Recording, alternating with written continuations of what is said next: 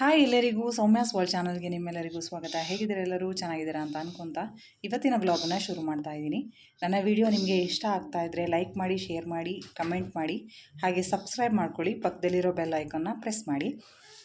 ಬನ್ನಿ ಬ್ಲಾಗನ್ನು ಶುರು ಮಾಡೋಣ. ನಾನು ಬೆಳಗಿನ ತಿಂಡಿಗೆ ಇಲ್ಲಿ ಕೊಟ್ಟೆ ಕಡುಬು ಮಾಡೋಣ ಅಂತ ಉದ್ದಿನ ಕಾಳನ್ನು ನೆನೆ ಹಾಕಿದ್ದೀನಿ. ಇವಾಗ ಅದನ್ನು ರುಬ್ಕೊಳ್ಳೋದಕ್ಕೆ ಗ್ರೈಂಡರ್ಗೆ ಹಾಕ್ತಾಯಿದ್ದೀನಿ. ಇಲ್ಲಿ ಕೊಟ್ಟೆ ಕಡುಬಿಗೆ ಬೇರೆ ಯಾವುದೇ ರೀತಿಯಾದ ಹಿಟ್ಟನ್ನು ನಾನು ಮಾಡ್ಕೋತಾ ಇಲ್ಲ. ಇಡ್ಲಿಗೆ ಹೇಗೆ ಹಿಟ್ಟನ್ನು ತೆಕ್ಕೋತೀವೋ ಅದೇ ರೀತಿಯೇ ಮಾಡ್ಕೋತಾ ಇದ್ದೀನಿ. ಉದ್ದಿನ ಕಾಳನ್ನು ನೆನೆ ಹಾಕಿಬಿಟ್ಟು ಅದನ್ನು ಗ್ರೈಂಡರಲ್ಲಿ ರುಬ್ಕೋತಾ ಇದ್ದೀನಿ. ನಾನು ಇದನ್ನ ಒಂದು 4 ಅವರ್ ನೆನೆ ಹಾಕಿದ್ದೀನಿ. ಇವಾಗ ರುಬ್ಕೊಳ್ತಾ ಇದ್ದೀನಿ.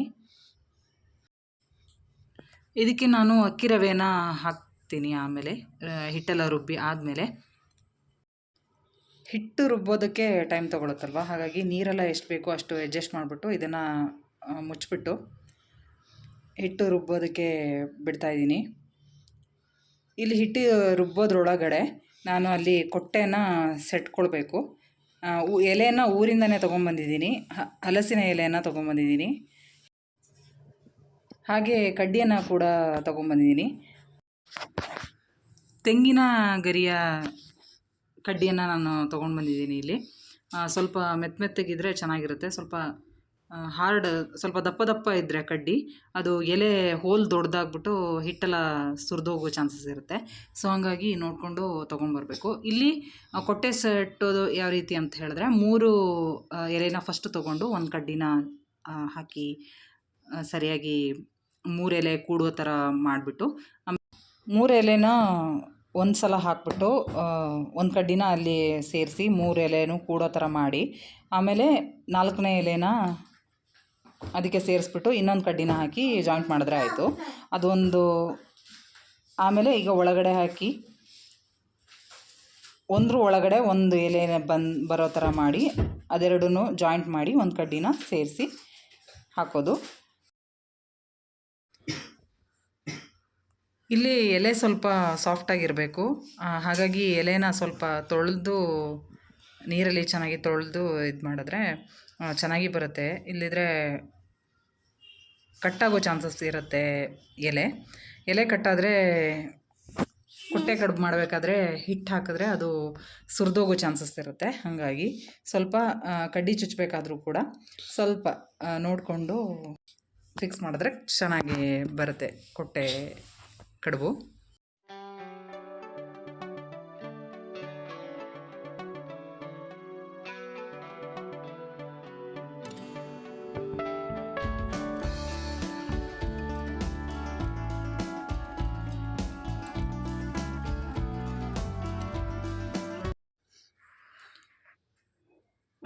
ಇವಾಗ ಇಲ್ಲಿ ಹಿಟ್ಟು ರುಬ್ಬಕ್ಕೆ ಹಾಕಿದ್ನಲ್ಲ, ಈ ಹಿಟ್ಟು ಕೂಡ ರೆಡಿಯಾಗಿದೆ. ಇವಾಗ ಇದನ್ನು ತೆಗಿತಾ ಇದ್ದೀನಿ. ಇದಕ್ಕೆ ನಾನು ಇಡ್ಲಿ ರವೆಯನ್ನು ತೊಗೊಂಡಿದ್ದೀನಿ. ಅಂದರೆ ನಾನು ಅಕ್ಕಿನ ತೊಳೆದು ಒಣಗಿಸ್ಬಿಟ್ಟು ಅದನ್ನು ರವೆ ಮಾಡ್ಕೊಂಡು ತೊಗೊಂಬಂದು ಇಟ್ಕೊಂಡಿದ್ದೆ. ಅದನ್ನು ಇಲ್ಲಿ ಉಪಯೋಗಿಸ್ಕೊತಾ ಇದ್ದೀನಿ. ಇಡ್ಲಿಗೆ ಹಾಕೋತಾ ಇದ್ದೀನಿ. ಅಂಗಡಿಯಿಂದ ಕೂಡ ಇಡ್ಲಿ ರವೆ ಸಿಗುತ್ತೆ. ಇಡ್ಲಿ ರವೆನ ಕೂಡ ತಂದು ಹಾಕೋಬೋದು. ಇಲ್ಲಿ ಎಷ್ಟು ಬೇಕೋ ಅಷ್ಟು ಉಪ್ಪನ್ನು ಹಾಕ್ಬಿಟ್ಟು ರವೆನ ಒಂದು ಸಾರಿ ತೊಳೆದ್ಬಿಟ್ಟು ಹಾಕಿ ಚೆನ್ನಾಗಿ ಕಲಿಸ್ಬಿಟ್ಟು ಇಡಬೇಕು. ಚೆನ್ನಾಗಿ ಅದು ಹೊಂದ್ಕೋಬೇಕಲ್ವ ರವೆ ಮತ್ತು ಇಡ್ಲಿ ಹಿಟ್ಟು. ಸೊ ಹಾಗಾಗಿ ಚೆನ್ನಾಗಿ ಮಿಕ್ಸ್ ಮಾಡಿ ಇಡ್ತಾಯಿದ್ದೀನಿ. ಇದು ಇಡ್ಲಿ ಹಿಟ್ಟಿಗೆ ನಾವು ಯಾವ ರೀತಿ ಹಿಟ್ಟನ್ನೆಲ್ಲ ರೆಡಿ ಮಾಡ್ಕೋತೀವೋ ಅದೇ ರೀತಿ ನಾನು ಕೊಟ್ಟೆ ಕಡುಬಿಗೆ ಕೂಡ ಅದೇ ರೀತಿ ರೆಡಿ ಮಾಡ್ಕೊಂಡಿದ್ದೀನಿ. ಇವಾಗ ಹಿಟ್ಟಿನ ಕೆಲಸ ಎಲ್ಲ ಮುಗೀತು. ಅದನ್ನು ಮುಚ್ಚಿ ಸೈಡ್ಗೆ ಇಡ್ತಾಯಿದ್ದೀನಿ. ಇವಾಗ ಬೆಳಿಗ್ಗೆ ಕೊಟ್ಟೆ ಕಡುಬು ಮಾಡಬೇಕಾದ್ರೆ ಆಲ್ರೆಡಿ ನಾನು ಎಲೆನ ತೊಳೆದ್ಬಿಟ್ಟು ಕೊಟ್ಟೆಯನ್ನು ಶೆಟ್ಟಿದ್ದೆ. ಆದರೆ ಬೆಳಿಗ್ಗೆ ಒಂದು ಸಲ ಹಿಟ್ಟನ್ನು ಅದಕ್ಕೆ ಹಾಕೋಕ್ಕಿಂತ ಮುಂಚೆ ಒಂದು ಸಲ ಚೆನ್ನಾಗಿ ತೊಳ್ಕೊಂಡು ಹಾಕೋತೀನಿ. ಇಲ್ಲಿ ಎಲೆ ಎಲ್ಲ ತೊಳೆದಿರೋದು ಮುಗೀತು. ಇವಾಗ ನಾನು ಈ ಕಡೆ ಕೊಟ್ಟೆ ಕಡುಬನ್ನ ಬೇಯಿಸ್ಕೊಳ್ಳೋದಕ್ಕೆ ಪಾತ್ರೆಗೆ ನೀರು ಹಾಕ್ಬಿಟ್ಟು ಅದನ್ನು ಬಿಸಿ ಆಗೋದಕ್ಕೆ ಇಟ್ಟಿದ್ದೀನಿ. ಇವಾಗ ಇಲ್ಲಿ ಕೊಟ್ಟೆ ಕಡುಬನ್ನ ಇಡೋದಕ್ಕೆ ಒಂದು ಇಡ್ಲಿ ತಟ್ಟೆನ ಇಟ್ಕೋತಾ ಇದ್ದೀನಿ. ಒಂದು ತಟ್ಟೆನ ಇಡ್ತಾ ಇದ್ದೀನಿ, ಯಾಕೆಂದರೆ ಕೊಟ್ಟೆ ಕಡುಬು ಸ್ವಲ್ಪ ಎಲೆ ಸ್ವಲ್ಪ ದೊಡ್ಡ ಇರುತ್ತೆ ಅಲ್ವಾ, ಸೊ ಹಾಗಾಗಿ ಅದು ಒಂದು ತಟ್ಟೆನ ಇಡ್ತಾ ಇದ್ದೀನಿ. ನಿನ್ನೆ ರೆಡಿ ಮಾಡಿಟ್ಟಿರೋ ಹಿಟ್ಟನ್ನು ಇವಾಗ ತೆಗಿತಾ ಇದ್ದೀನಿ. ಚೆನ್ನಾಗಿ ಬಂದಿದೆ ಹಿಟ್ಟು. ಹಿಟ್ಟು ಮತ್ತು ರವೆ ತುಂಬ ಚೆನ್ನಾಗಿ ಕೂಡ್ಕೊಂಡು ಚೆನ್ನಾಗಿ ಬಂದರೆ ಮೆತ್ತಗಾಗಿ ತುಂಬ ಸಾಫ್ಟಾಗಿ ಬರುತ್ತೆ ಕೊಟ್ಟೆ ಕಡುಬು. ಇಡ್ಲಿ ಕೂಡ ಹಾಗೆ ತುಂಬ ಚೆನ್ನಾಗಿ ಹಿಟ್ಟು ಕೂಡ ಫರ್ಮೆಂಟ್ ಚೆನ್ನಾಗಾಗಿದೆ. ಹಿಟ್ಟನ್ನು ತುಂಬ ಚೆನ್ನಾಗಿ ಮಿಕ್ಸ್ ಮಾಡ್ಕೋಬೇಕು. ರವೆ ಎಲ್ಲ ಹೋಗಿ ಕೆಳಗಡೆ ಕೂತ್ಕೊಂಡಿದ್ರೆ ಅದು ಕೊಟ್ಟೆ ಕಡುಬು ಅಷ್ಟೊಂದು ಚೆನ್ನಾಗಿ ಬರೋಲ್ಲ. ಸೊ ಹಂಗಾಗಿ ಚೆನ್ನಾಗಿ ಮಿಕ್ಸ್ ಮಾಡಿಕೊಂಡು ಇವಾಗ ಹಿಟ್ಟನ್ನು ಕೊಟ್ಟೆ ಕಡುಬಿಗೆ ಹಾಕ್ತಾಯಿದ್ದೀನಿ. ಇನ್ನೊಂದು ಹೇಳಲಿಲ್ಲ ಅಂದರೆ, ನಾನು ಎಲೆಯಲ್ಲಿ 4 ಎಲೆನ ಹಾಕಿ ಕೊಟ್ಟೆನ ಏನಿಸಿಟ್ಟಿದ್ದೆ ಅಲ್ವಾ, ಅದರಲ್ಲಿ 3 ಎಲೆದು ತೊಟ್ಟನ್ನು ತೆಗೆದಿದ್ದೀನಿ, ಕಟ್ ಮಾಡಿದ್ದೀನಿ. ಯಾಕೆಂದರೆ ಹಿಟ್ಟು ಹಾಕೋದಕ್ಕೆ ಈಸಿ ಆಗಲಿ ಅಂತ ಒಂದು ತೊಟ್ಟನ್ನು ಮಾತ್ರ ಇಟ್ಟಿದ್ದೀನಿ. ಎಲ್ಲ ಕೊಟ್ಟೆಗೂ ಕೂಡ ಇದೇ ಥರ ಮಾಡಿದ್ದೀನಿ ನಾನು. ಅದನ್ನು ಒಂದು ಕ್ಲಿಪ್ಪಿಂಗನ್ನು ತೋರಿಸೋದು ಕೂಡ ಮಿಸ್ ಆಯಿತು, ಸಾರಿ. ಎಲೆಯಲ್ಲಿರುವಂತಹ ನೀರನ್ನು ಸರಿಯಾಗಿ ತೆಗೆದುಬಿಟ್ಟು ಹಿಟ್ಟನ್ನು ಹಾಕೋಬೇಕು. ಇಲ್ಲದಿದ್ದರೆ ಕೊಟ್ಟೆ ಕಡುಬು ಒಂಥರ ನೀರಾಗೋ ಚಾನ್ಸಸ್ ಇರುತ್ತೆ, ಚೆನ್ನಾಗಿ ಬರೋಲ್ಲ. ಸೊ ಹಂಗಾಗಿ ಇಲ್ಲಿ ನೀರು ಚೆನ್ನಾಗಿ ಬಿಸಿಯಾಗಿದೆ. ಇವಾಗ ಕೊಟ್ಟೆ ಕಡುಬು ಹಿಟ್ಟನ್ನು ತೆಗೆದು ಅದರೊಳಗೆ ಇಡ್ತಾಯಿದ್ದೀನಿ. ಇದು ನಾನು 20 ನಿಮಿಷ ಇಡ್ತಾಯಿದ್ದೀನಿ. 20 ನಿಮಿಷ ಅದು ಎಲೆ ಕಲರ್ ಚೇಂಜ್ ಆಗುತ್ತೆ, ಆವಾಗ ನಮ್ಗೆ ಗೊತ್ತಾಗುತ್ತೆ ಕೊಟ್ಟೆ ಕಡುಬು ಆಗಿದೆ ಅಂತ. ಒಂದು 5 ನಿಮಿಷ ಎಕ್ಸ್ಟ್ರಾ ಕೂಡ ಇಡ್ಬೋದು, 25 ನಿಮಿಷ ಕೂಡ ಇಡ್ಬೋದು. ಆದರೆ 20 ನಿಮಿಷಕ್ಕೆಲ್ಲ ಆಗೋಗುತ್ತೆ.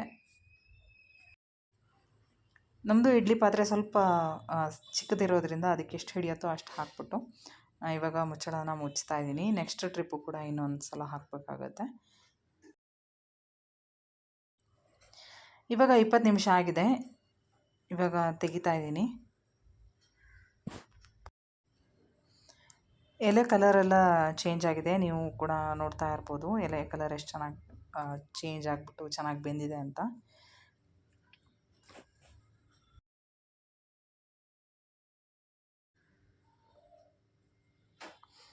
ಇದಕ್ಕೆ ಕೊಟ್ಟೆ ಕಡುಬಿಗೆ ಇಡ್ಲಿಗೆ ಎಲ್ಲ ಕಾಯಿ ಚಟ್ನಿ ತುಂಬ ಚೆನ್ನಾಗಿರುತ್ತೆ, ಇಲ್ಲದಿದ್ದರೆ ಹೆಸರುಕಾಳು ಸಾರು ಕೂಡ ತುಂಬ ಚೆನ್ನಾಗಿರುತ್ತೆ. ನಾನಿಲ್ಲಿ ಕಾಯಿ ಚಟ್ನಿನ ಮಾಡ್ಕೊಂಡಿದ್ದೀನಿ ಕೊಟ್ಟೆ ಕಡುಬಿಗೆ. ತುಂಬ ಚೆನ್ನಾಗಿ ಟೇಸ್ಟಾಗಿ ಬಂದಿತ್ತು ಕಾಯಿ ಚಟ್ನಿ ಹಾಗೆ ಕೊಟ್ಟೆ ಕಡುಬು. ಇವಾಗ ತಿಂಡಿ ಟೈಮ್. ತಿಂಡಿ ಆದಮೇಲೆ ಸಿಗ್ತೀನಿ. ತಿಂಡಿ ಎಲ್ಲ ತಿಂದಾದಮೇಲೆ ಸ್ನಾನ ಎಲ್ಲ ಮುಗಿಸ್ಬಿಟ್ಟು ದೇವ್ರ ಪೂಜೆ ಮಾಡಿದ್ದೀನಿ.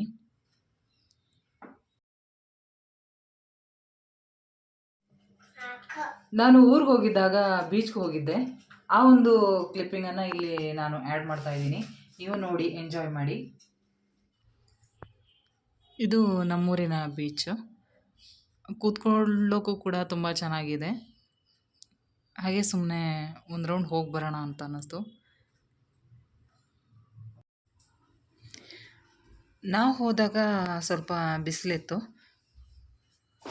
ಹಾಗಾಗಿ ಅಲ್ಲೆಲ್ಲ ಕೂತ್ಕೊಳ್ಳೋಕ್ಕೆಲ್ಲ ಅಷ್ಟೊಂದೇನು ಆಗ್ತಾ ಇರಲಿಲ್ಲ. ಯಾಕೆಂದರೆ ಅದೆಲ್ಲ ಕೂತ್ಕೊಳ್ಳೋ ಆ ಸೀಟ್ ಎಲ್ಲ ಬಿಸಿ ಬಿಸಿಯಾಗಿತ್ತು. ಸೊ ಹಾಗಾಗಿ ನಾವಲ್ಲೆಲ್ಲೂ ಕೂತ್ಕೊಳ್ಳೋಕೆ ಹೋಗಲಿಲ್ಲ. ಸುಮ್ಮನೆ ಒಂದು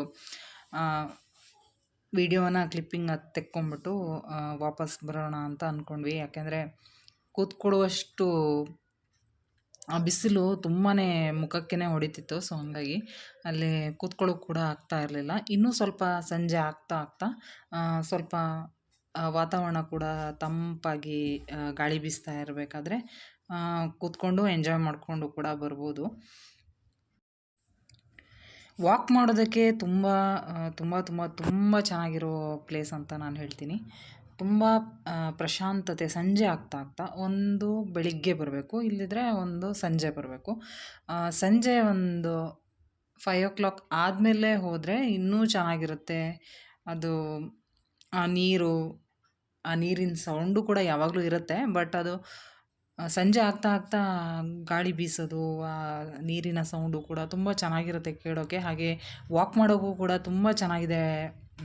ಅಲ್ಲೊಂದು ಏನು ನಾವು ತೋರಿಸ್ತಾ ಇದ್ದೀನಿ, ಅದು ಅಲ್ಲಿ ಬ್ರಿಡ್ಜ್ ಮಾಡ್ತಾ ಇದ್ದಾರೆ. ಆ ಬ್ರಿಡ್ಜ್ ಮೇಲೆ ನಡೆಯೋಕ್ಕೂ ಕೂಡ ತುಂಬ ಚೆನ್ನಾಗಿ ಇರುತ್ತೆ ಸೇತುವೆ. ಸೇತುವೆ ಮೇಲೆ ಕೂಡ ನಡ್ಕೊಂಡು ಹೋಗ್ಬೋದು. ಹಾಗೆ ಸಂಜೆ ಆಗ್ತಾ ಆಗ್ತಾ ಸ್ವಲ್ಪ ವಾತಾವರಣ ಕೂಡ ಚೆನ್ನಾಗಾಗಿರೋದ್ರಿಂದ ಅಲ್ಲಿ ಕೂತ್ಕೊಳ್ಳೋಕ್ಕೆ ಸೀಟ್ ಕೂಡ ಇದೆ. ಸೊ ಆರಾಮ್ಸೆ ಏನಾದರೂ ತಿಂಡಿ ಏನಾದರೂ ಮಾಡ್ಕೊಂಡ್ಬಂದು ಕೂಡ ಆರಾಮ್ಸೆ ಕೂತ್ಕೊಂಡು ತಿಂದ್ಕೊಂಡು ಆರಾಮಾಗಿ ಎಂಜಾಯ್ ಮಾಡ್ಕೊಂಡು ಕೂಡ ಹೋಗ್ಬೋದು.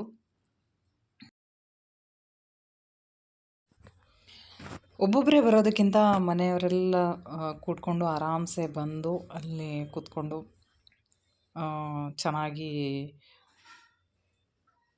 ಹರಟೆ ಹೊಡ್ಕೊಂಡು ಏನಾದರೂ ತಿಂಡಿನ ತಿಂದ್ಕೊಂಡು ಹೋಗೋದಕ್ಕೆ ಇದು ಬೆಸ್ಟ್ ಪ್ಲೇಸ್ ಅಂತ ಅನ್ನಿಸ್ತು ನನಗೆ.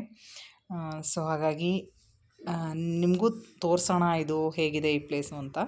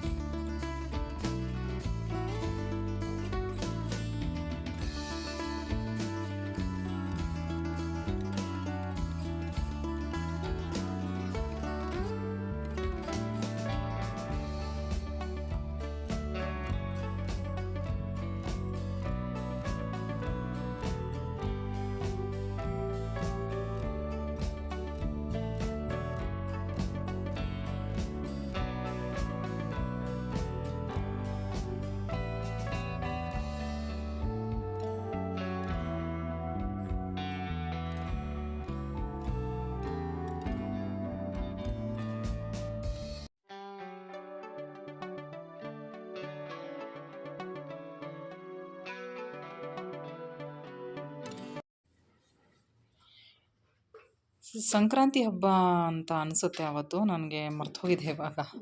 ಅವತ್ತು ಸಂಕ್ರಾಂತಿ ಹಬ್ಬ ಇತ್ತು ಅಂತ ಅನಿಸುತ್ತೆ. ಅದಕ್ಕೋಸ್ಕರ ಯಾರೂ ಕೂಡ ಮೀನು ಹಿಡಿಯೋದಕ್ಕೆ ಹೋಗಿರಲಿಲ್ಲ ಅಂತ ಯಾರೋ ಹೇಳಿದ್ರು.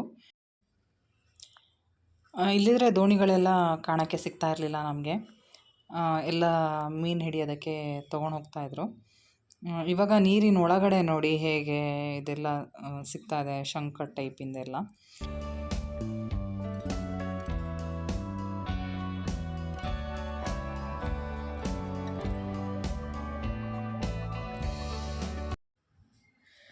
ಜಾಸ್ತಿ ಹೊತ್ತು ನಿಲ್ಲಕ್ಕೆ ಹೋಗಲಿಲ್ಲ, ಯಾಕೆಂದರೆ ಬಿಸಿಲು ತುಂಬ ಇದ್ದಿದ್ದರಿಂದ ಜಾಸ್ತಿ ಹೊತ್ತು ನಿಲ್ಲಕ್ಕೆ ಹೋಗಲಿಲ್ಲ. ಸೊ ಹಾಗೆ ಒಂದು ವಿಡಿಯೋನ ಮಾಡಿಕೊಂಡು ಹಾಗೆ ಹೊರಟ್ವಿ ಅಲ್ಲಿಂದ. ತುಂಬ ಚೆನ್ನಾಗಿತ್ತು ವ್ಯೂಸ್. ನನಗಂತೂ ತುಂಬ ಇಷ್ಟ ಆಯಿತು ಈ ಪ್ಲೇಸು.